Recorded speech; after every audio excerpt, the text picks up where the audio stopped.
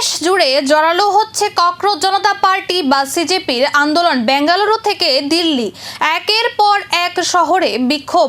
শিক্ষামন্ত্রীর পদত্যাগের দাবিতে এবার আন্দোলনে যোগ দিলেন অভিনেতা প্রকাশ রাজ।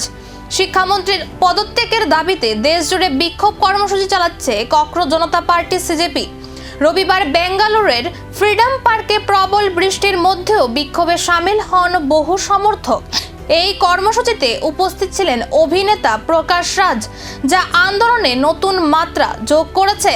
শুধু বেঙ্গালুরু নয়, হায়দ্রাবাদেও অনুষ্ঠিত হয়েছে এই কর্মসূচি। সেখানে বক্তব্য রাখেন সোনাম ওয়াংচুক।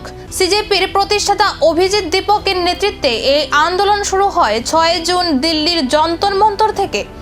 মাত্র 9 দিনের মধ্যে দেশের 6টি শহরে ছড়িয়ে পড়েছে এই বিক্ষোভ।